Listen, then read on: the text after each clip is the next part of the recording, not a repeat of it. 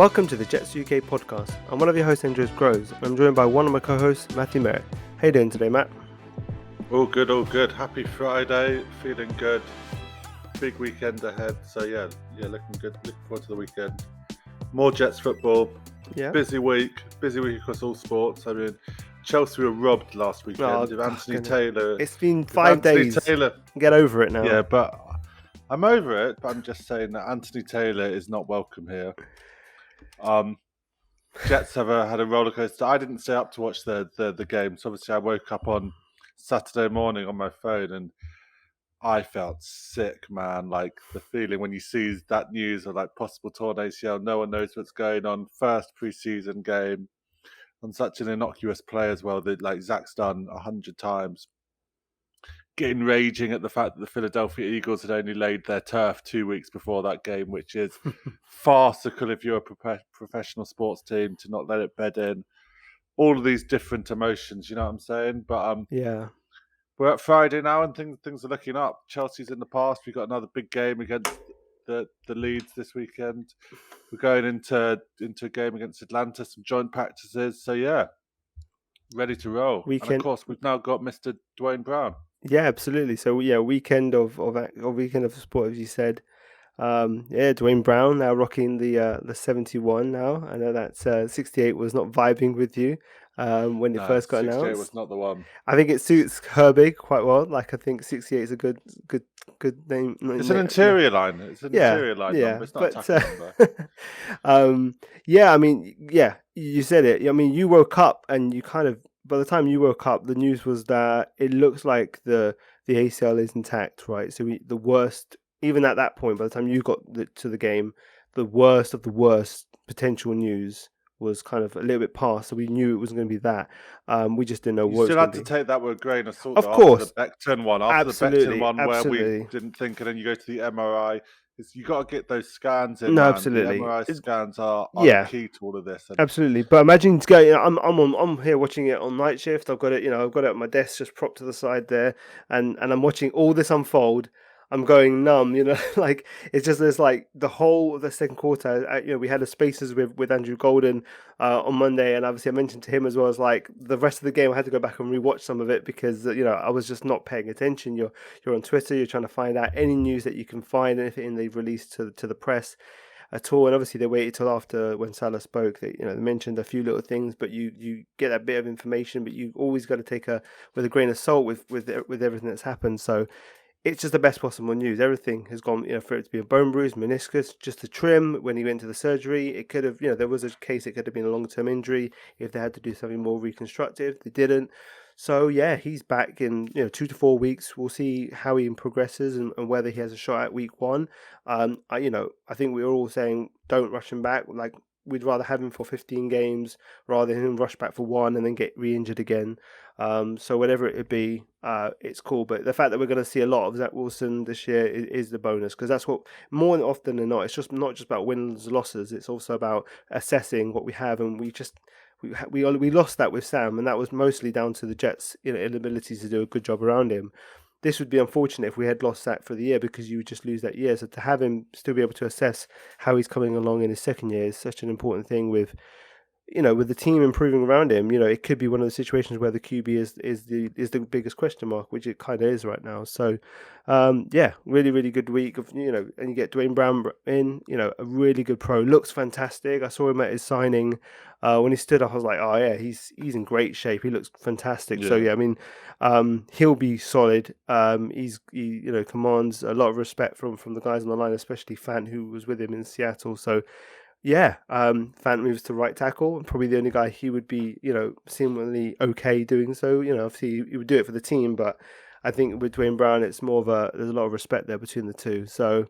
We'll see how Fant does on the right tackle. I don't know if he's going to be playing against Atlanta, but we'll know soon enough about how he does at right tackle.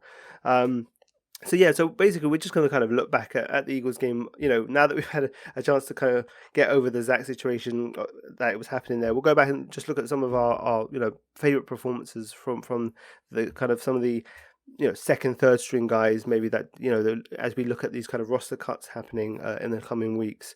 Obviously, we'll look forward to the Atlanta game. Obviously, we're recording this before the two practices and then the game on Monday, so we'll just look forward to some of the things that Atlanta might throw us. If presuming they probably will play the starters for a short amount of time, and even in training, what you'll see from their starters, and what we have to contend with.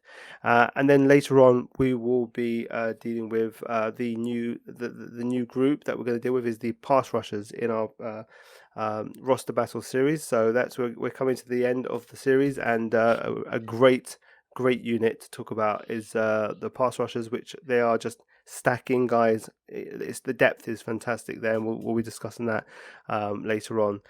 So Matt, in terms of the Philly game, once we got over the Zach stuff, was there any kind of performances? Obviously, we know the starters, maybe people like that are designated as starters, maybe that played a bit further. Anyone that kind of stood out for you particularly? Yeah, man. Yeah, man. As I said, I didn't stay up for the game. I watched it highlights, caught the games afterwards. I think a couple of things like Garrett Wilson is just going to be looking very, very impressive. This first time we really get to see him in game action, and he's smooth, he's explosive, he's everything he's advertised, and I think he will work his way into that receiving rotation very early. And I wouldn't be surprised if he kind of gets 3-4 catches week one against Baltimore. He's kind of there and he looks ready to go. He looks like a proper pro. He's in shape. So he was smooth when he was on the field. I thought the rushing attack up the middle was quite impressive. I mean, Pirine, nice to see Pirine get some snaps, get him on the trade market maybe.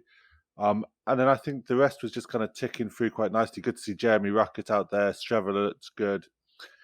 And I think the star of the show was your man Michael Clemens, who did pretty well. I think it was 7 pressures on 20 pass rushing snaps, which is nice. He played with hustle, he played with intensity. He looked really, really good. And when he's out there, you see him for the first time in pads with his helmet on, going up against the offensive line.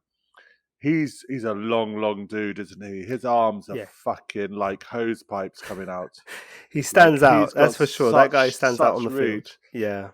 Such height and reach, and just physically dominating the man opposite from him. And of course, he's going up against second and third stringers, and this all has to be caveated with preseason. But to be, not even talking about the play, but to be that much bigger than the man opposite you, to have that kind of size and power over them, so impressive. So I thought he was probably the man of the moment. But it was a good game. Offense seemed to function. Like you can't get like people. He were wasn't freaking out happy about the though. first. Michael Clemens wasn't happy with his performance though when he was asked by reporters. He's so fun. He's so funny. His press conferences so, are ironic. like, you get some popcorn, and like his press conferences, I love the intimidation that you can sense from the voices of the beat. People like Rich Samini are like they don't want to ask a stupid question because they like are legitimately worried for their own safety. It's like so funny. Like, and when he asks the question, he's like, how's you had a good day? How do you like how do you assess your performance that you did well? He goes, well, I wasn't happy with it.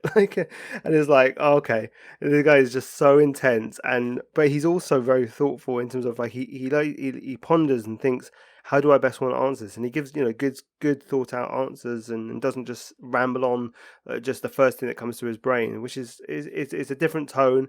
It's something that you're not used to, but actually I really love it, and obviously it just builds the mystique of this guy who's just this kind of like menace from the he's just like an absolute menace. So obviously we'll be talking about him later on as well. So yeah, sorry, anyone else you want to jump to as well? No, I think the only other thing that I was going to say about it was I've seen some people be like, "Oh, the defense looked bad again." You got to remember it's preseason, 5 starters out, and they're playing the most vanilla defensive looks. You're not putting anything on film that Baltimore are going to be able to use week one. So, defense, important thing was coming out healthy. They would have made the stop. It wasn't for Quincy. They would have made the stop. Yeah, exactly. That first drive would have had that stop, get off the field, and then you're done. Stupid penalty. We all know that. But the thing is, if you're going to give away a stupid penalty, give it away week 1 of preseason. Yeah. Not fourth quarter in week 16 or whenever it is. Let's do it now. Get out of the system. Obviously, it's the first time playing back football. You're pumped up. You're hyped up. Penalty is what it is. Yeah. Move on. Absolutely. No, I was really impressed with that position, the defensive line, the interior defensive guys. who are battling for those kind of backup spots. I thought is an interesting battle, and I thought that Tenzel Smart looked really good as well.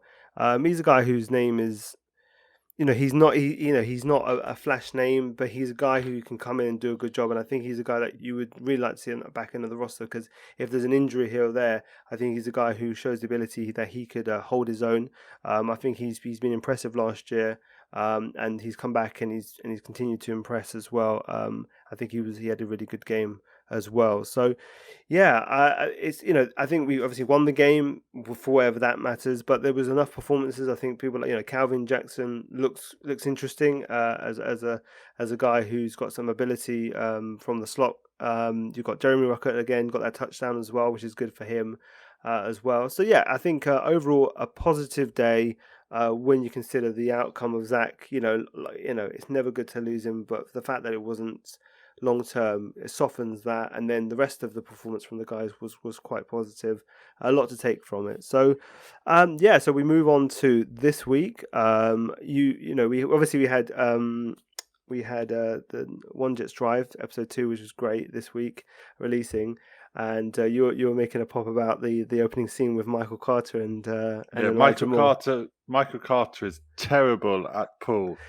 I don't know whose idea it was. Obviously, they wanted to make the cheap joke about 8 balls, so they thought, let's take these guys to a pool house.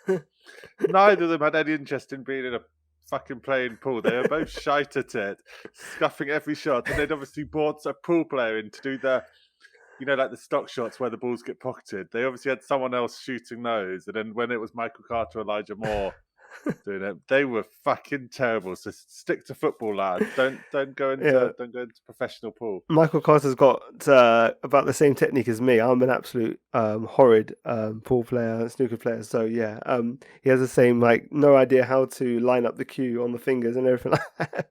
It was atrocious, but I think the vibe overall between them, is you see this friendship that's building over from the last year. This pairing that they've got. It's really encouraging because they're 2 young crucial playmakers in our system, and it's just great to see. Michael Carter's an absolute treasure. Like I said on Twitter when he did that podcast he did that video with the UK guy about all the handshakes he has. It's just he's a great guy, but the vibes, the locker room is in great position. They bring in great guys, and it's just you just want them to perform, to back up, because everything else about them is fantastic in terms of this team spirit. It's fantastic. The people in the building are great.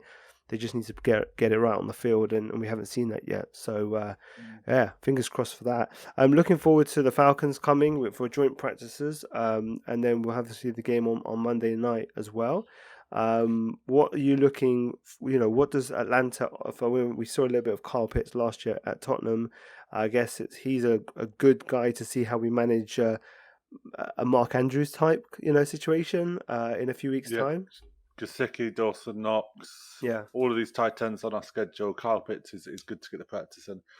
Be interesting to hear about who they kind of line up against him. Whether it's like we've spoken about, you bring a Bryce Hall into play as your kind of tight end matchup guy, or even you put Bryce on the outside and you use Source's length and explosiveness as that matchup. So that'd be an interesting one. Similarly, I don't know if Drake London will be practicing.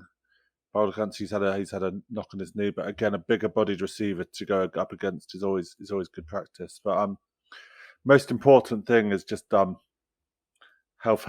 We've all got bad memories. We've said it twice. We said it before. Bay. We said it before. We've said please have health, and then Mackay is out. Then we said please have health, and then Zach goes out. I don't think it's working, Matt. We just it is what it is. This game is just brutal. But yeah, we just hope that nothing devastating happens. At all. You never know, but you just know somebody's going to get knocked out, because that's just the nature of the game, and you just hold your breath really every single week. It seems to matter more when you're in preseason, right? When you're in training, game to game between the season games, and there's obviously training happening in between.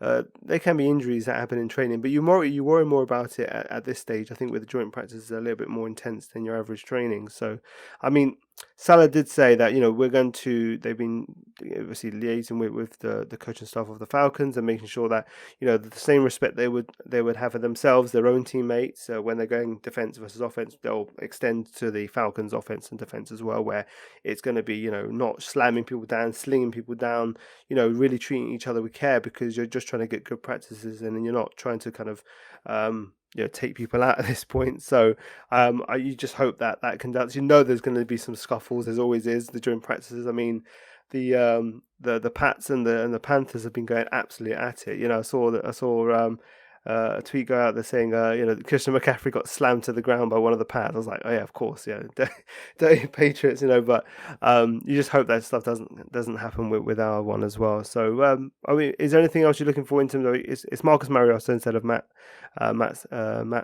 Ryan? So the offense will be slightly different. Is there anything else I think from the game itself? Anything you want to see? Obviously from Flacco taking control behind center to start the game. I think it's just the same, stacking those good days, kind of seeing how the offense can run with Joe Flacco. I think you'll probably see Joe Flacco for probably like a quarter, maybe. Yeah. Get him his reps. No one quite knows how they're managing the quarterback position now.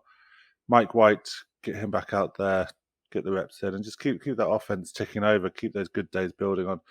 I think in terms of what you're looking forward to see, I think we're all really interested to see if Lawrence Cager could stack another big game on his. That would be an interesting matchup, especially his natural athleticism and size makes him perhaps. When we did our tight ends, we underestimated his potential to make a roster as a tight end wide receiver hybrid. So if he can stack another good game and just keep it rolling, I think it'll be the first time we get our starting 5 offensive linemen on a field. Obviously, against Philadelphia, we started with Max Mitchell and Chuma Doga. So get your 5 of Dwayne Brown, Tomlinson, McGovern, AVT, and George Fant out there. See if we can get a bit of push and get Breece Hall, Michael Carter running behind them. Yeah, we need to see better from them, don't we? A better running game from the starters, for sure. Yeah, to be honest, I don't know, but I don't think Atlanta have a vaunted defensive line. Obviously, there's Grady Jarrett, who's been around the block a while. But apart from that, does Dante Fowler still play there? I don't know, man. I don't know. Doing our lads, but whoever's there's no one there that really should be scaring the Jets' offensive line. So hopefully they'll be able to get a bit of push, carve open some lanes, create some space, and get that running game going. And obviously, as we all know, running game sets up everything else. So let's play it. But yeah, I'm just going back to that point. Stay healthy. We remember what happened in the Green Bay joint practices and game last year. Get in, get out, and let's see where we go from there. Yeah, absolutely. I mean, you mentioned who's on the defensive line. I guess it's they've got Arnold Ibikadi is their draft pick, isn't it? And D'Angelo Malone are the 2 draft picks, edge rushers they got. So they're listed as a 3-4 defense as well. So yeah, I mean they're not listed as starters, but you'd see they're probably getting. But no one on the defense really worries you. I think obviously the big player you would like to see how does. Who lines up against with AJ Terrell. AJ Terrell is one of the best young cornerbacks in the league, and you want to see how Do you think he'll even get snaps? Did AJ Terrell get snaps? I don't. We don't know currently right now if they're going to be playing. I would, like I said, I guess with the joint practices, I guess that would also lead to them playing, their starters for a quarter or so there or thereabouts. So I would guess that AJ Terrell would get out there if the starters are getting out there. If they, I don't know. Again, I don't know. You would have to know more about how they're going to run it. But if he does get out there, even in practice, right? You would expect him to be out there in practice. If not the game, you want to see how does Elijah do against him? How does if Garrett Wilson's against him, how does he manage him? Because again, that's one of the best young cornerbacks as well. So that's So the defense doesn't worry you that much. But they've got a few decent players, and especially AJ Terrell is one of the great players they got there. So a good challenge. And if you can show that you're being quite successful against them, that shows well. You don't want to struggle against this defense, because they don't have anyone that's like that imposing. Even they've got a few decent players. So it's interesting. But yeah, what you said, safety first and success, hopefully following right behind it as well. We will obviously back next week to talk about that as well. So we'll wrap up all this chat with the Falcons stuff when we come back. But now we'll wrap this up and we'll head over to our pass rush roster battle.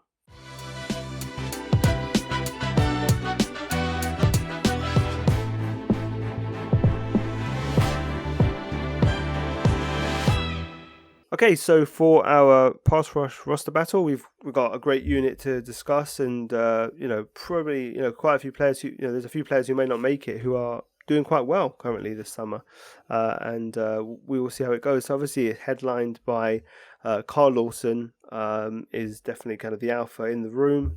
In terms of the guy who you're expecting to just explode at some point, but you're just hoping that his body holds up.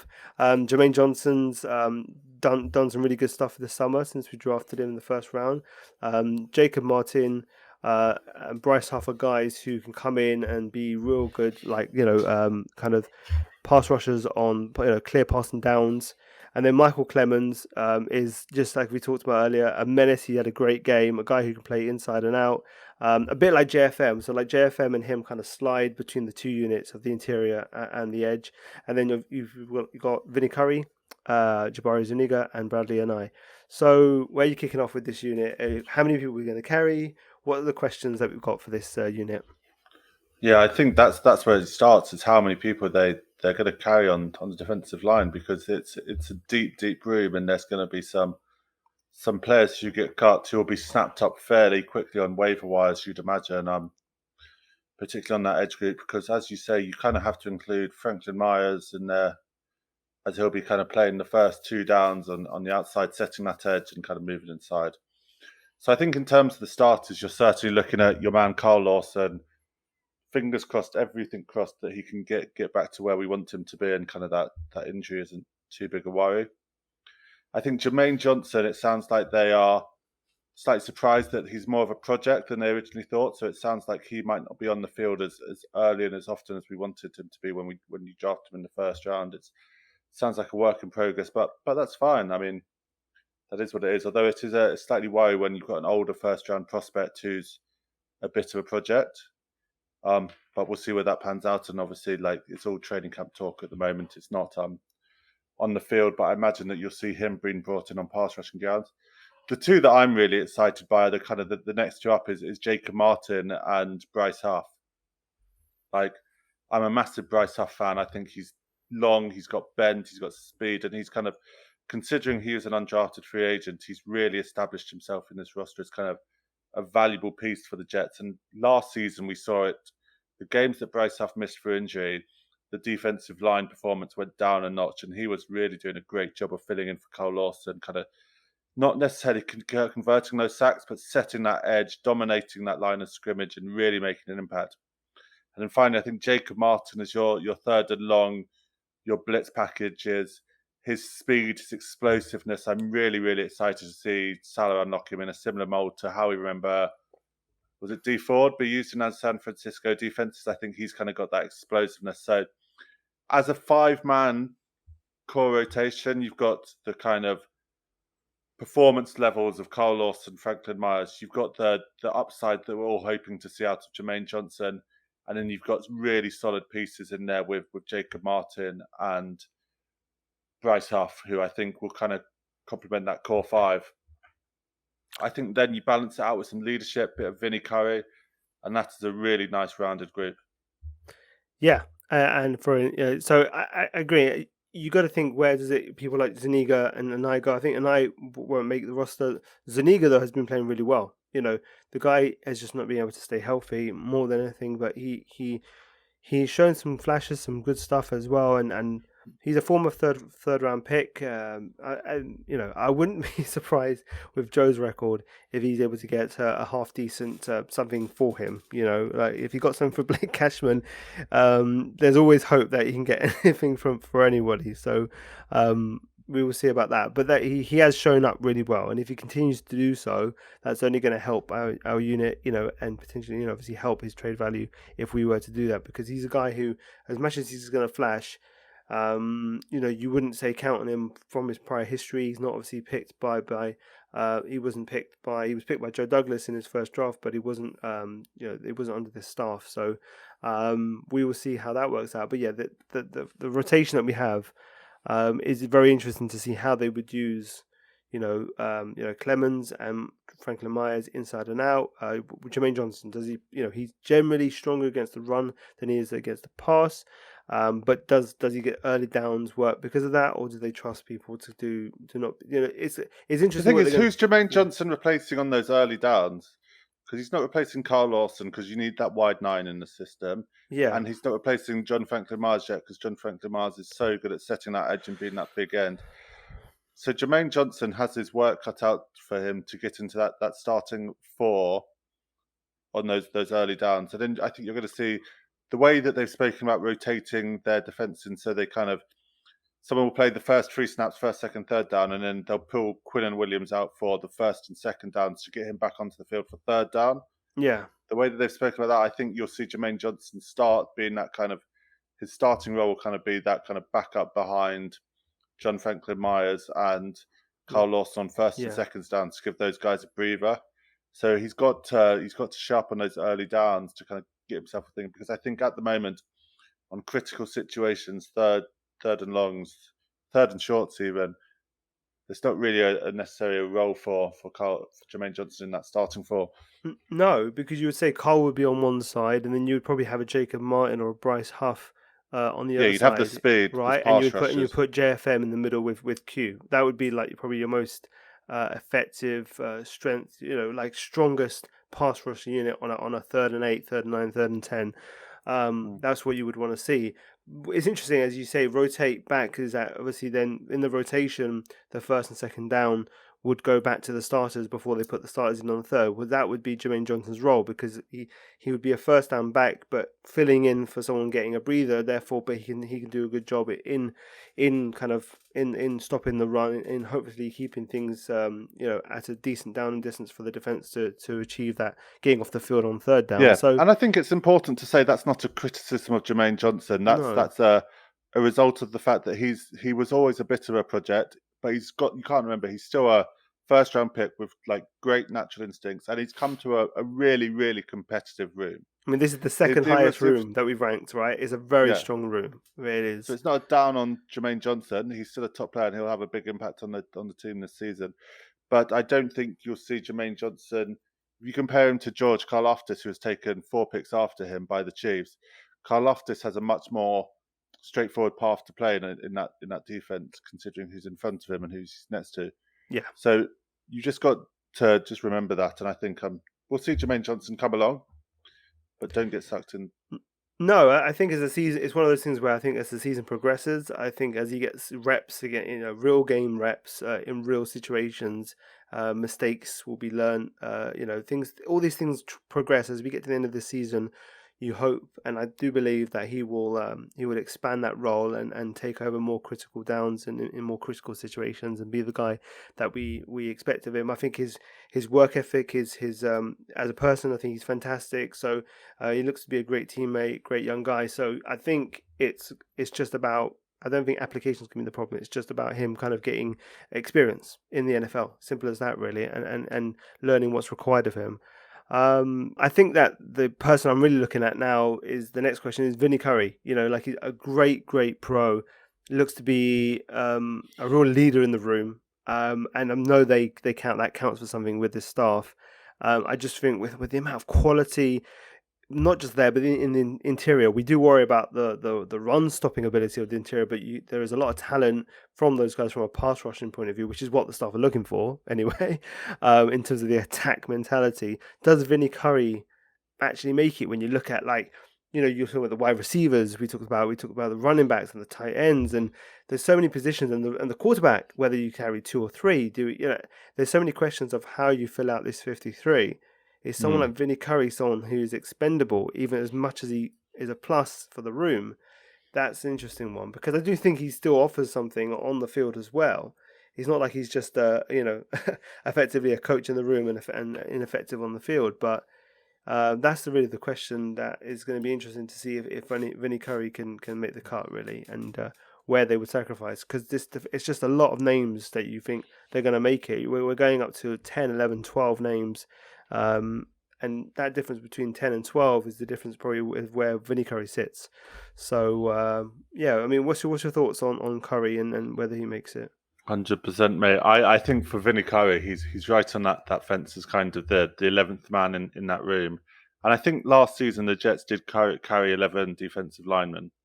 So it wouldn't be a surprise to see them replicate that and take 11 in. I think whether he will or not, I think I have to sit on the fence. I can't make my mind up.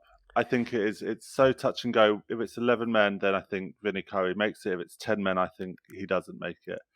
And I think they will probably carry, you know what, I'm not going to say enough. I think they'll carry 11 defensive linemen. I think Vinny Curry makes it as that 11th man in there. Right. So you would say, all right, cool. Yeah, I think you're right. I think they probably carry 11, and he makes it as the 11th guy. I mean, I would say they're going to probably prioritize over him, over someone like Calvin Jackson in the wide receiver room, who they would probably have a decent Practice shot squad. at getting on the practice squad. Someone also like Zonovan Knight, who had a good game. Zonovan Knight really good, like on against Philly. He's another guy that I mean, you never know who's looking, and maybe someone goes, "Oh, I love that guy." I had a really keen eye on that guy coming out of the draft, and they snapped them from the practice squad. But you've got to think who is most likely to clear waivers and get us on the practice squad and to stay there. Rather than someone like Vinny Curry, you would probably want to keep around and not mess around with all that stuff. So that's probably why if it's the 11, he probably makes the 11. And so that would be that would be Carl Lawson, Jermaine Johnson, Jacob Martin, Bryce Huff, Michael Clemens, Vinny Curry as your say edge players. John Franklin Myers, Quinnen Williams, Sheldon Rankin, Solomon Thomas, and then one of Tenzil Smart, Jonathan Marshall, and Nathan Shepard. The thing is, they love all those guys. I was going to give that to Jonathan Marshall. You'll give it to Jonathan Marshall, okay? But they love Shepard as well, so it's interesting because I don't love Shepard though. I know we don't, but the staff do. The staff they love his strain, as they always say. It's like strain counts, which is the word they love to use that. But that is a solid group. Whether whichever of those three you choose at the end of the interior guys, that's a strong group, and hopefully that quality overall with the rotation will help with the pass. Will help with the stopping the run a bit better than last year. Even though they're not the big run stoppers, none of them are like those prototypical big guys to stop the run like we had with Foley last year. The combination of that energy of stop the run on your way to the pass, stopping the pass, right? Yeah. That kind of thing. That's probably their mentality of when they do it. Now, some teams are going to absolutely gash them. The best offensive lines are probably going to completely exploit that attack mentality, and then it's going to depend on Quincy and Quan and CJ on the second line of defense, and Jordan Whitehead as well coming through on the safety. That is going to be key, and that is what is key to this defense is having that elite or really effective linebacker play to kind of be the second line defense if the attack mentality of the line gets outdone by their line. Plug those gaps. Exactly, plug the gaps. So hopefully this defense works better in concept because people like Carl Lawson are around, knock on wood, and people like that. So we'll see. But it's an exciting unit, and you really think that there's just a lot of quality, and they're going to provide some real problems for any team who have got anything like a mediocre to worse line. This line's going to absolutely feast on that, really are. So that's something you can really be quite confident going into games where they're going to cause problems and set a good baseline for what the defense can do. So that is our unit. We've got one unit left. We'll leave that for next week. But it's been good to kind of get through this roster and see how it's looking. And obviously we're getting through roster cuts right now. We've got the Falcons coming up, so a lot is ahead of us. So Matt, is there anything we say to listeners before we head off for this week? Just have a lovely weekend. Enjoy the game against the Falcons. Hopefully the offense flows from that first half. We're not waiting until the second half to see them going. And just keep spreading the ball around. Be good to see more people like Calvin Jackson, Lawrence Cage, those receivers on the bubble. So just enjoy it, and let's see where we end up next week. Absolutely, and hopefully we're not back on the other side of a bloody injury. For fuck's sake, can we just chill for 1 week, guys? Can we just chill, please? We can't have 2 weeks in a row after 3. Because it was 3. Because the Zach situation was even though it ended up better than we thought, it's still a situation. We still don't have him for preseason, which is not ideal. So it's still a situation we're on the back end of. So hopefully everyone just comes off unscathed, healthy, ready to go. Fingers crossed. But guys, have a great weekend. Enjoy whatever sport you're into. Enjoy the Monday night games. Enjoy the game on Monday night, and we'll catch you next week.